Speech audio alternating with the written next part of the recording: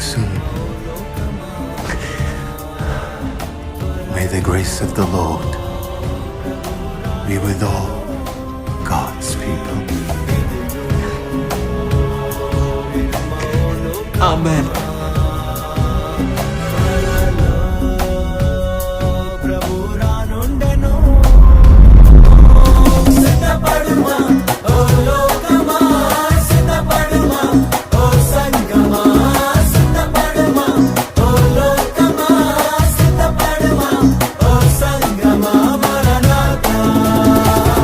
సిద్ధపాఠ స్వరమునకు స్వాగతం.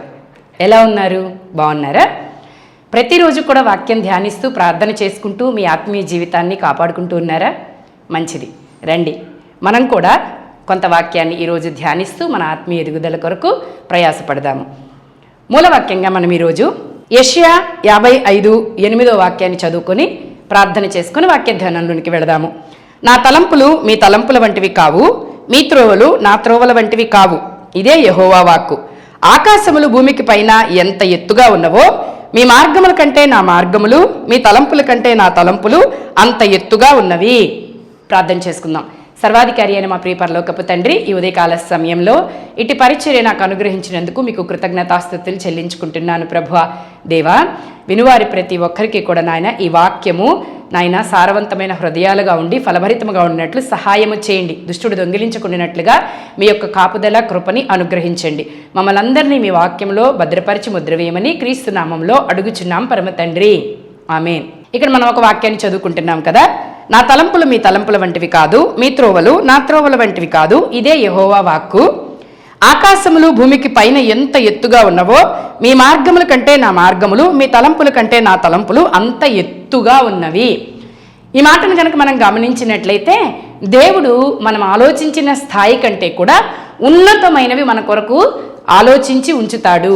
ఉన్నతమైన ఆశీర్వాదాలు మన కొరకు ఆలోచించి ఉంచుతాడు. ఆయన మార్గాలు మన మార్గాల వంటివి కాదు, చాలా ఉన్నతమైనవి, చాలా గొప్పవి అని మనం ఎప్పుడు కూడా ఈ వాక్యాన్ని ఎత్తి పెడుతూ ఉంటాం. ప్రభా, మేము ఇది ఆలోచిస్తున్నాం, కానీ దీనికంటే ఉన్నతమైన తలంపులు మీరు మా కొరకు ఏర్పాటు చేసి ఉంచారు, దానిని పొందుకునేటటువంటి మీ కృప మాకు అనుగ్రహించండి అని ప్రతి ఒక్కరము కూడా క్రైస్తవులమైన మనం ఈ వాక్యాన్ని ఎత్తిపెట్టకుండా ప్రార్థన చెయ్యం. మనం ఏదైనా ఒక కార్యం అనుకున్నా, ఏదైనా పనులు మొదలుపెట్టినా, ఇలాంటివి మనం ఈ వాక్యాన్ని ఎత్తిపెట్టి ప్రార్థన చేస్తూ ఉంటాం. అయితే ఈ వాక్యంలో నా తలంపులు మీ తలంపులు అనే మాటను మనం గమనించినట్లయితే దేవుని తలంపులు మన తలంపులు. ఖచ్చితంగా ఆయన ఆకాశం అందున్నాడు, మనం భూమి మీద ఉన్నాం కాబట్టి మనకంటే ఆయన ఉన్నతంగానే మన గురించి ఆలోచిస్తాడు. అయితే అంత విపరీతమైన ఆలోచనలకు వెళ్ళొద్దు, ఈ స్థాయిలోనే ఆలోచించు అని చెప్పే వాటిని కూడా ఆయన తలంపులనే అంటాం కదా, అవునా? కాబట్టి ఈరోజు మనం ఒక చిన్న వ్యత్యాసాన్ని గమనిస్తూ ఈ వాక్యాన్ని ధ్యానం చేద్దాం. ఏంటంటే, నేను ఆయన తలంపుల కంటే ఎక్కువగా హెచ్చిపోకూడదు, ఆయన తలంపుల కంటే నన్ను నేను తక్కువ చేసుకోకూడదు. ఆయన తలంపుల దగ్గరికి రావాలి. ఆయన ఎప్పుడూ నా గురించి ఉన్నతంగానే ఆలోచిస్తాడు. ఉన్నతత్వం అంటే ఏమిటి? ఈలో మనం గమనించినట్లయితే ఉన్నతత్వము అంటే చాలా ఒక అధికారము, లేకపోతే ఓ మంచి ఆశీర్వాదము, ఐశ్వర్యం, అలా అని కాదు కదా. ఆయన దృష్టిలో పరలోకమందు ఏది ఉన్నతంగా నీ కొరకు నా కొరకు ఏర్పాటు చేయబడిందో ఆ ఉన్నతమైన తలంపులు, ఆ మార్గాలలోకి మనల్ని తెచ్చుకోవాలి మనం. అర్థమవుతుందా? కాబట్టి ఆయన తలంపులు మన తలంపుల వంటివి కావు. మనము ఆయన తలంపుల్ని గుర్తెరిగి ఆయన మార్గాల్లోకి, ఆయన తలంపుల్లోకి మనల్ని మనం తెచ్చుకోవాలి. ఈ రీతిగా మనం ఈరోజు ఈ వాక్యాన్ని ధ్యానం చేద్దాం. సరే, ఆయన తలంపులు ఎలా ఉంటాయో మనకు ఎలా తెలుస్తాయి అని కనుక మనకు ఒక ప్రశ్న వచ్చినట్లయితే, కొరింథీయులకు రాసిన మొదటి పత్రిక 2వ అధ్యాయము 9వ వాక్యం కనుక మనం గమనించినట్లయితే, ఇందును గూర్చి దేవుడు తన్ను ప్రేమించు వారి కొరకు ఏవి సిద్ధపరచనో అవి కంటికి కనబడలేదు, చెవికి వినబడలేదు, మనుష్య హృదయమునకు గోచరము కాలేదు అని వ్రాయబడి ఉన్నది. ఇందును గూర్చి అంటే మనుష్యులకి గురించి దేవుడు ఉద్దేశించిన ఆ తలంపులైతే ఏంటి, ఆ మార్గాలైతే ఏంటి, ఆ ఆలోచనలు లేదంటే ఆ ఆశీర్వాదాలు ఏవైతే ఉన్నాయో అవి మనుష్య కనులకు కనబడడం లేదు, చెవులకు వినబడడం లేదు, హృదయానికి కూడా అర్థం కావడం లేదు, గోచరం అవడం లేదు. గోచరం కావడం లేదంటే చూస్తే కనిపించట్లేదు, వింటే వినిపించట్లేదు, ఆలోచిస్తే ఆలోచించడానికి కూడా అవి అర్థం కానటువంటి రీతిగా ఉన్నాయి అని అర్థం. మరి అలాంటప్పుడు మనుషులకు అర్థమే కానప్పుడు, చూస్తే కనపడనప్పుడు, వింటే వినపడనప్పుడు మరి వాటిని నేను ఎలా తెలుసుకోగలుగుతాను? ఎందుకు అంటే ఎప్పుడైనా కూడా మన తలంపుల కంటే ఆయన తలంపులు ఉన్నతంగానో వ్యత్యాసంగానో ఉంటున్నాయి కదా. మరి నేను ఒక దారిలో పోతూ దేవుడు ఒక మార్గంలో నన్ను నడిపించాలనుకుని నాకు ఎలా తెలుస్తుంది? ఇది సర్వసాధారణమైన క్రైస్తవ సమస్య, అవునా? వ్యక్తిగతంగా కావచ్చు, ఆత్మ సంబంధంగా కావచ్చు, ఇది మనందరికీ ఉన్న ఒక సమస్య. అయితే ఇక్కడ ఒక్క వాక్యం మాత్రమే చదివి ఉండటం కాదు, నేను ఎప్పుడూ మీకు చెప్పినట్లుగా అధ్యాయాలని చదవండి, స్పష్టతలోనికి మీరు తేబడతారు. ఇప్పుడు నేను ఈరోజైతే ప్రత్యేకంగా అన్ని అధ్యాయాలే చదవండి. నేను చెప్తున్న వాక్యాన్ని అన్ని అధ్యాయాలు చదివి పూర్తి చేసి అర్థం చేసుకోండి. ఈ 2వ అధ్యాయం కూడా మీరు పూర్తిగా చదవండి. అయితే కొంతవరకు నేను చెప్తాను. 9వ వాక్యం వరకు మనం చదువుకున్నాం కదా, ఆ కిందకి చదువుదాం చూడండి. మనకైతే దేవుడు వాటిని తన ఆత్మ వలన బయలుపరిచి ఉన్నాడు. ఆ ఆత్మ అన్నింటినీ దేవుని మర్మములను కూడా పరిశోధించుచున్నాడు. ఒక మనుష్యుని సంగతులు అతనిలోనున్న మనుష్యాత్మకే కాని మనుషుల్లో మరి ఎవరికి తెలియను. అలాగే దేవుడి సంగతులు దేవుడి ఆత్మకే కాని మరి ఎవరికి తెలియను. దేవుని వలన మనకు దయచేయబడిన వాటిని తెలుసుకొనుటకై మనము లౌకికాత్మను కాక దేవుని యందు నుంచి వచ్చు ఆత్మను పొంది ఉన్నాము. అవునా? ఇప్పుడు ఈ సంగతులను మనకు తెలిపేది ఎవరు? పరిశుద్ధాత్ముడు. అర్థమవుతుందా?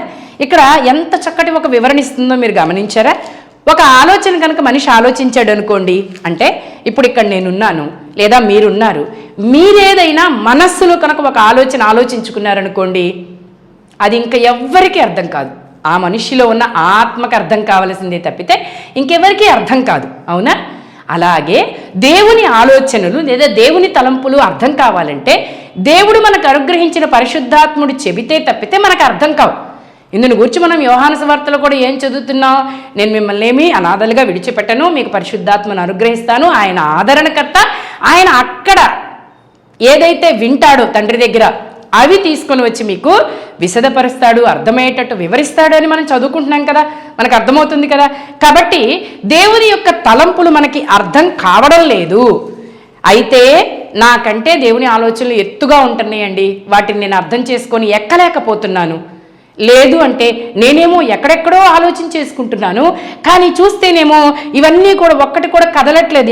ఎక్కడ వేసిన గొంగళ అక్కడలాగే ఏ పని ఆలోచించినా, ఏ కార్యం చూసినా, నా ఆత్మీయ జీవితం చూసినా, ఆర్థిక పరిస్థితి చూసినా, కుటుంబ పరిస్థితి చూసినా అక్కడే ఉంటున్నాయి. అవేమో పూర్తి కావడం లేదు. ఆయన కంటే ఉన్నతంగా మనం ఆలోచించి ముందుకెళ్ళిపోవడము తప్పే, ఆయన ఆలోచించిన స్థాయికి రాకుండా మన స్థాయిలో దిగువ స్థాయిలో మనం ఉండిపోవడము తప్పే. అర్థమవుతుందా? కాబట్టి ఈ ఆలోచనను మనం గ్రహించుకుని ఆయన ఆలోచనలో ఆయన మార్గాల్లో మనం ప్రయాణం చేయాలంటే మనము మనుష్యాత్మతోనూ మనుష్య శరీరంలో మనకుంచబడినటువంటి ఈ జ్ఞానంతోనూ మనం ఆలోచించకూడదు. మనకు అనుగ్రహిస్తున్నటువంటి పరిశుద్ధాత్మను మనం ఆశ్రయించాలి. ఆయనే మనకు తండ్రి యొక్క ఉద్దేశాలు, తండ్రి యొక్క ఆలోచనలు, తండ్రి యొక్క మార్గాలు చాలా స్పష్టంగా ఈ యెషయా గ్రంథంలోనే ఉంటుంది. కుడికి ఎడమకి తిరగకు, ఇదే తిన్నని మార్గమని నేను నీకు మార్గాన్ని చూపిస్తాను అని ఆయన మనకి చక్కగా అర్థమయ్యేటట్లు చెప్పగలిగిన పరిశుద్ధాత్మనే అనుగ్రహించాడు. గొప్ప గొప్ప మర్మాలు మీరు కింద తర్వాత చదువుకోండి, నేను అందుకే చెప్పాను అధ్యాయం మొత్తం చదవండి అని. ఓకేనా? కాబట్టి గొప్ప గొప్ప మర్మాలను సైతం చాలా తేలికగా మనకు అర్థం చేయగలిగినటువంటి పరిశుద్ధాత్ములు ఉన్నారు. కాబట్టి మనం ఏం చేయాలి? ఆయన మీద ఆధారపడాలి. అవునా? ఇలాగ కనుక ఒకవేళ ఆయన తలంపులని, ఆయన ఆలోచనని కనుక మనం గ్రహించుకున్నట్లయితే మనం ఆయన తలంపుల్లోనికి ఎక్కి రావడం అనేది పెద్ద సమస్య కాదు. మనం ఆయన కన్నా ఉన్నతంగా ఆలోచించి ముందుకు వెళ్ళకూడదు, ఆయన కంటే తక్కువగా ఆలోచించి కింద స్థాయిలో ఉండిపోవడానికి మనం ఇష్టపడకూడదు. ఆయన మన గురించి ఉద్దేశించిన తలంపుల్లోనికి మనం ఎక్కి రావాలి. ఎందుకంటే అవన్నీ మేలుకరమైనవే, క్షేమకరమైనవే అని వాక్యం సెలవిస్తూ ఉంది. మన గురించి ఆయన ఎప్పుడు కీడు ఆలోచించడు.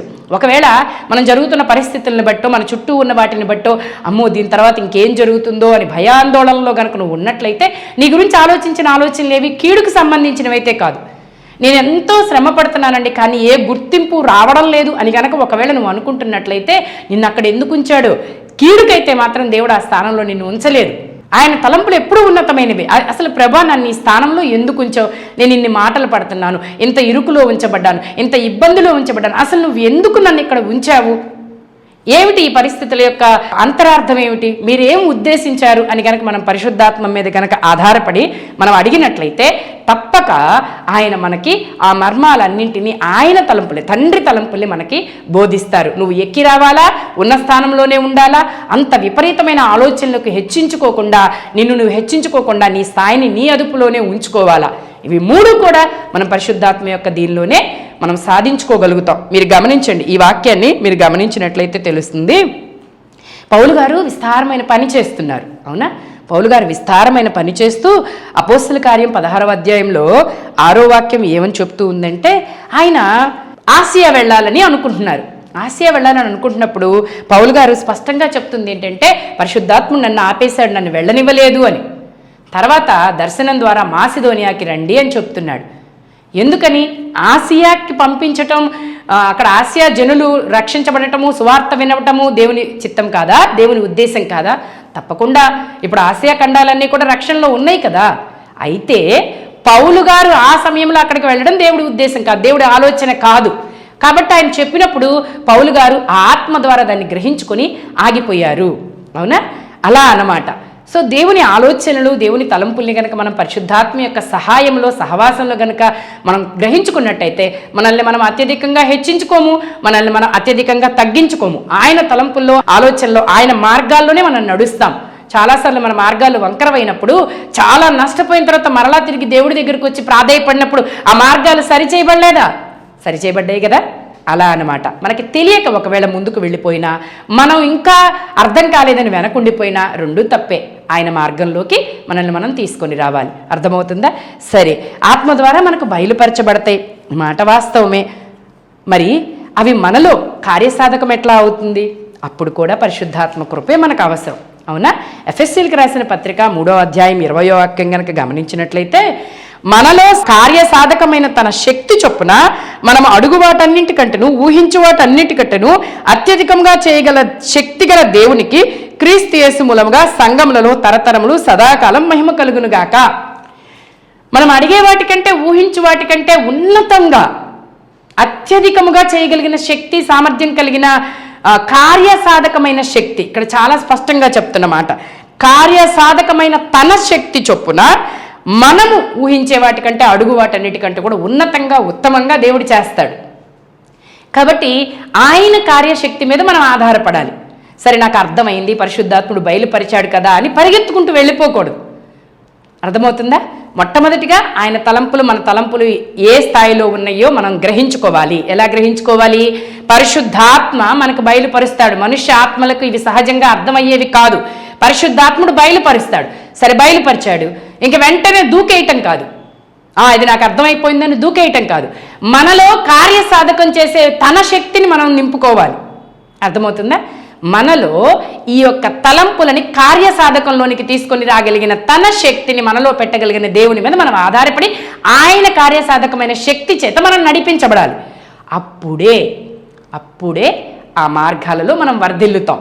అప్పుడే ఆయన తలంపులు మన తలంపులు, ఆయన మార్గాలు మన మార్గాలు ఒకటిగా ఉండి మనం ప్రయాణం చేయగలుగుతాం. అర్థమవుతుందా? కాబట్టి గ్రహించుకోండి. ఎప్పుడూ కూడా మనుష్యాత్మలకి ఇవి అర్థం కావు. ఇవి దేవుని కార్యాలు. మనుష్యుల శక్తి వీటిని చెయ్యలేదు. ఎందుకంటే ఇవి దైవికమైన కార్యాలు, ఉన్నతమైన కార్యాలు, గొప్పవి. శ్రమలో ఉన్న వారిని ఉద్దేశించి ఒకవేళ మీరు గొప్పగా ఆశీర్వదించబడతారంటే నవ్వుతారా లేదా? ఉదాహరణకు మనం చూసామనుకోండి, 75 సంవత్సరాల అబ్రహాం గారు అంతకంటే తక్కువ వయసు కలిగిన శారా గారి దగ్గరికి వెళ్ళి, నేను నిన్ను జనములకు తండ్రిగా పిలుస్తున్నాను అంటే అబ్రహాం గారు వచ్చేసారా?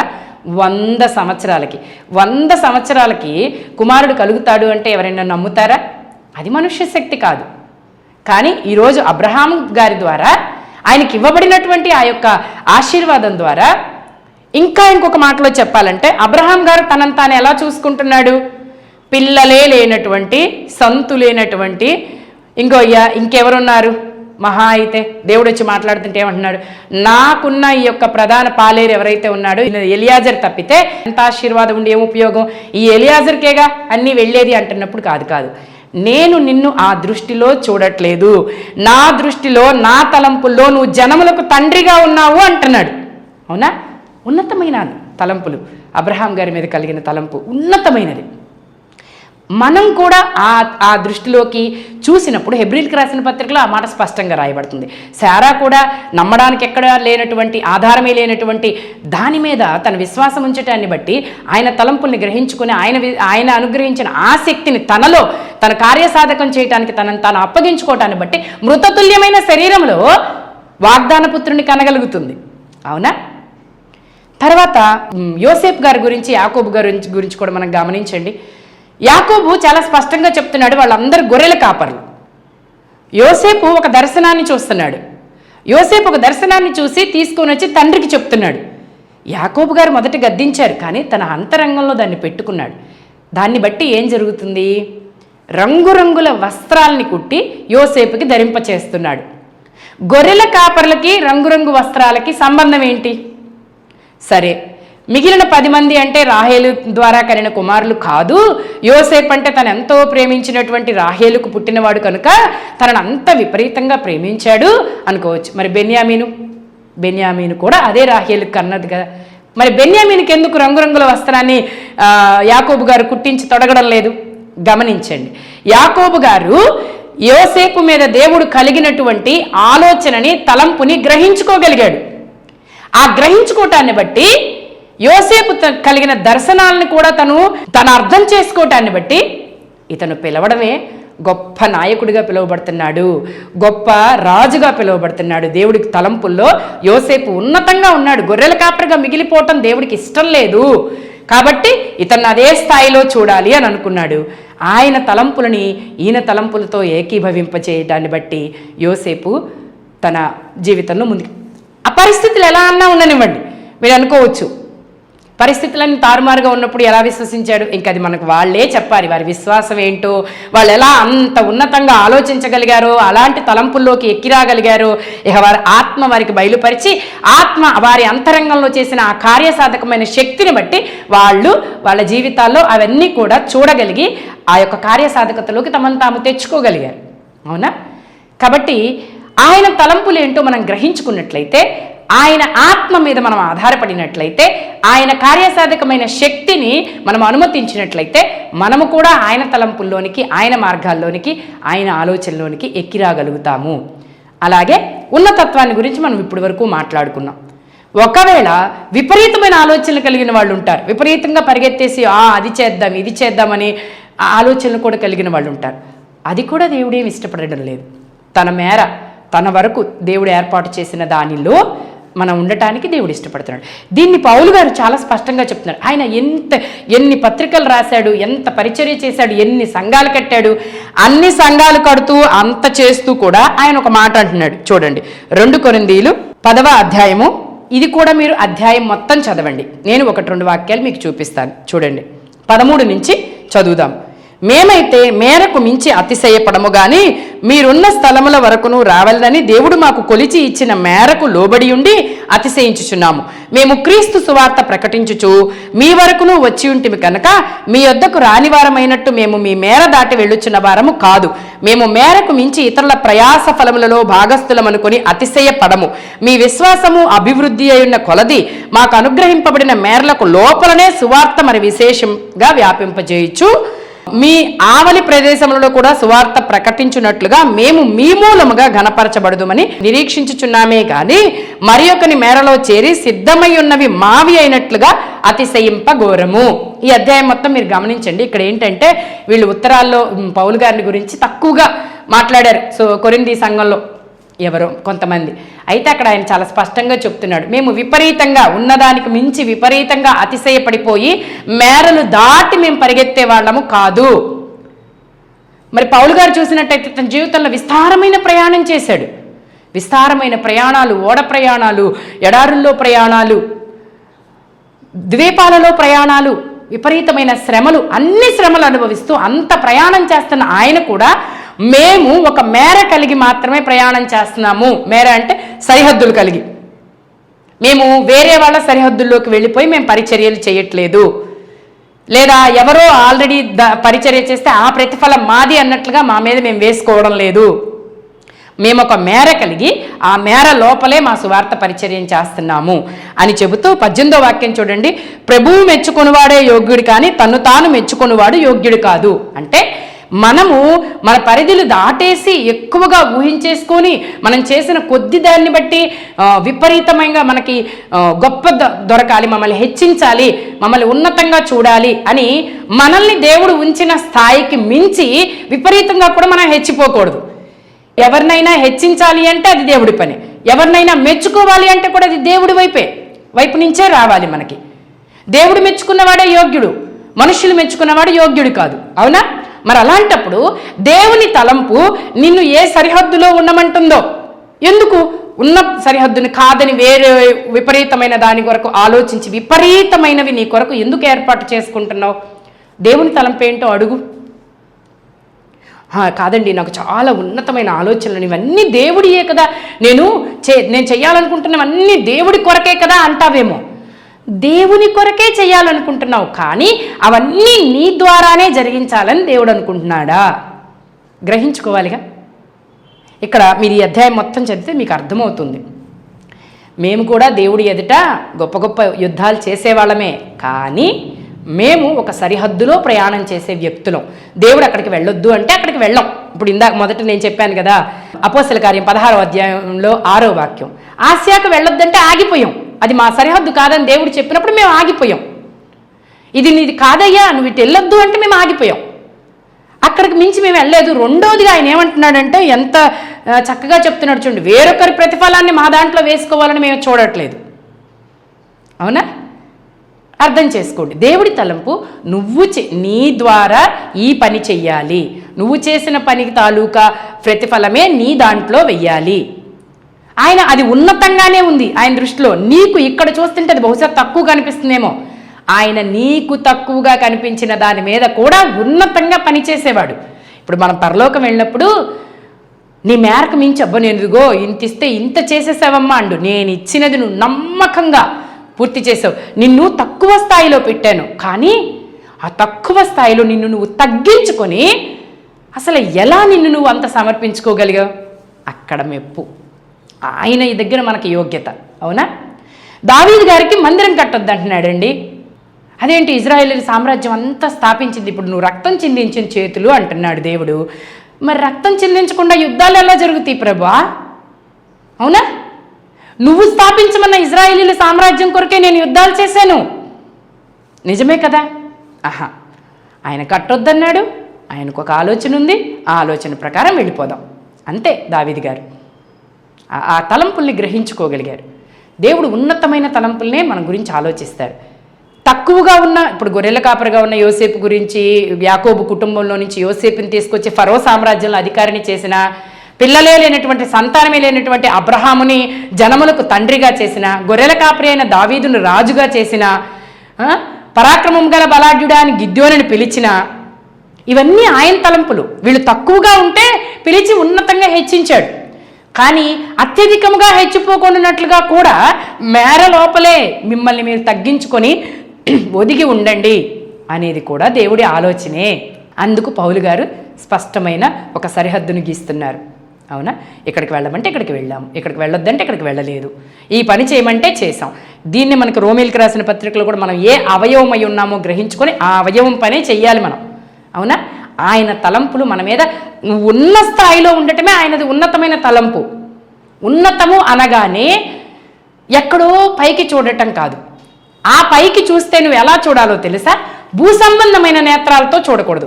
ఆ స్పష్టతే నీకు పరిశుద్ధాత్ముడు అనుగ్రహించేది. ఇప్పుడు మనం చదువుకున్నాం కదా, ఎవరిస్తారు మనకి స్పష్టత అన్నట్లయితే, మనుష్య చెవులకి వినపడేవి కాదు, కళ్ళకి కనపడేవి కాదు, హృదయానికి గోచరమయ్యేవి కాదు, పరిశుద్ధాత్ముడు మనకు బయలుపరుస్తాడు. ఇది నీ స్థాయి, ఇది ఉన్నతమైనదే. ఈ తలంపే నాకు నీ జీవితంలో ఉన్నతమైనది. అర్థమవుతుందా? ఉన్నతమైనది అనగానే మన నేత్రాలతో, మన చెవులతో, మన ఆలోచనతో లోకం వైపు చూసి ఇది అని హెచ్చించుకోవటం కాదు, దేవుడి దగ్గర హెచ్చింపు. స్టెఫను అన్నం వడ్డించే దగ్గరికి నియమించబడ్డాడు, కానీ ఆయన దగ్గరికి ఎవరెవరో వచ్చి వాదించి గెలవలేకపోతున్నారు. సరికదా?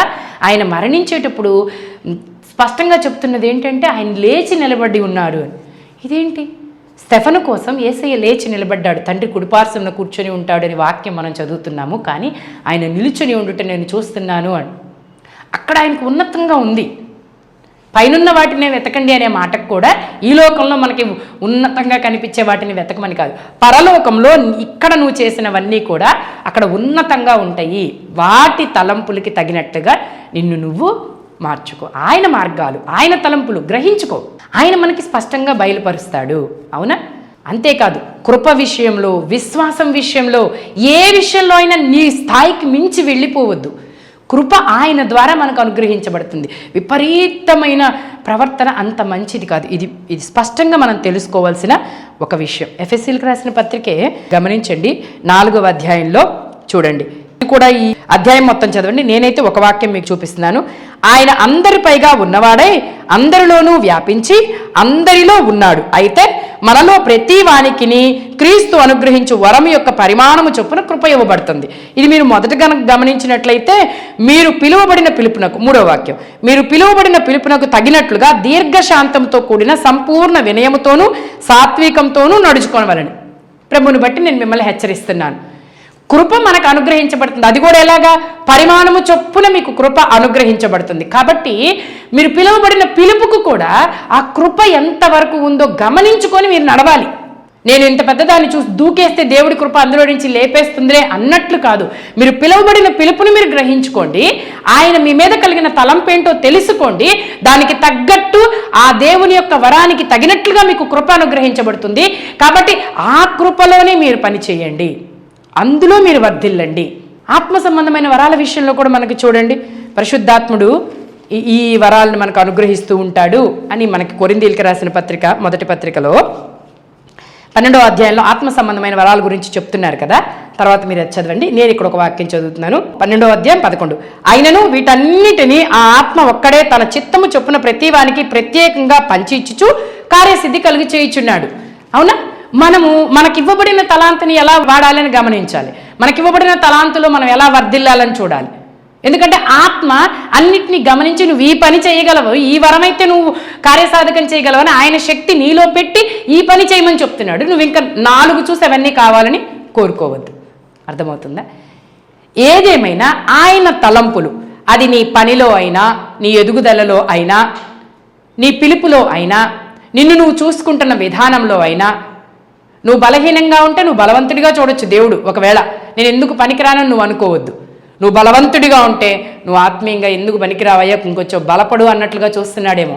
ఏదైనా కానీ ఒక స్పష్టత అవసరం. అయితే దీన్ని మనకు అనుగ్రహించేది, మనకు బయలుపరిచేది ఎవరు అంటే నీ ఆలోచన, నీ కళ్ళు, నీ చెవులు కాదు. పరిశుద్ధాత్ముడు నీకు బయలుపరుస్తాడు. అంతేకాదు, నీ శక్తికి మించినది కనుక ఏదైనా పని నీకు అప్పచెప్తున్నాడు అంటే ఆ శక్తిని కూడా తన శక్తి ద్వారా నిన్ను బలపరచి ఆ కార్యాన్ని చేయించుకోవడానికి సామర్థ్యం కలిగిన వాడు. వరమిచ్చినా అంతే. ఏదైనా సరే మనం ఆయన తలంపు ఏమిటి, ఆయన నాకు అనుగ్రహిస్తున్న పిలుపు ఏంటి, ఆయన మార్గం నా విషయంలో ఏంటని ఒక స్పష్టమైన వివేచన కలిగి గనక మనం ఆయనతో కలిసి ప్రయాణం చేసినట్లయితే ఉన్నతంగా చూస్తాడు. ఉన్నతం అనేది దేవుని దృష్టిలో నుంచి చూడండి. దేవుని దృష్టిలో ఏది ఉన్నతమో గ్రహించండి. ఆయన పిలుపుకు లోబడటమే ఉన్నతం. మన ఆలోచనలకు మనం లోబడి ప్రయాణం చేయటం కాదు ఉన్నతం అంటే. ఆయన హెచ్చించిన వాడే హెచ్చించబడినట్లు. మనల్ని మనం హెచ్చించుకుంటే ఉపయోగం లేదు. ఆయన మెచ్చుకున్నవాడే యోగ్యుడు. మనం చాలా పనులు చేసేసి మనల్ని మనం మెచ్చుకుంటే అది దేవుని తలంపు, దేవుని ఆలోచనలు కాదు. కాబట్టి దయచేసి పరిశుద్ధాత్మని ఆశ్రయించండి, వాక్యాన్ని ఆశ్రయించండి. ఆయన మనకు అప్పచెప్పిన పని మనలో కార్యసాధకం కావాలంటే ఆయన శక్తిని ఆశ్రయించండి, ఆయన కృపను ఆశ్రయించండి, ఆయన తలంపులని, ఆయన మార్గాల్ని గ్రహించుకొని ఆ మార్గంలో ప్రయాణించండి. ఎక్కువ వెళ్ళిపోవద్దు, తక్కువకోను నీవు తగ్గించుకోవద్దు. ఆయన తలంపులు, ఆయన మార్గాల్లో ప్రయాణం చేయడానికి ప్రయత్నం చేద్దాం. ప్రార్థన చేసుకుందామా? సర్వాధికారి అయిన మా ప్రియ పరలోకపు తండ్రి, మీ ఘనమైన నామానికి వందనాలు, స్తోత్రాలు ప్రభా. ఈ ఉదయకాల సమయంలో నాయన మీరు మాతో మాట్లాడారు. మీ తలంపులు మా తలంపుల వంటివి కాదు, మీ మార్గాలు మా మార్గాల వంటివి కాదు. మా ఆలోచనలు ఎక్కువగా ఉంటే తగ్గించి మీ మార్గంలోకి పెట్టండి ప్రభా. మేము మరీ ఏమీ చేయలేనటువంటి బలహీన స్థితిలో మమ్మల్ని మేము చూసుకుంటున్నట్లయితే మీ ఉన్నతమైన పిలుపుకి తగినట్లుగా మమ్మల్ని హెచ్చించుకోవడానికి, ఆ శక్తితో మమ్మల్ని మేము నింపుకోవడానికి మీ కృపని, మీ కనికరాన్ని మాకు అనుగ్రహించండి. క్రీస్తు నామములో అడుగుతున్నాం పరమ తండ్రి, ఆమేన్.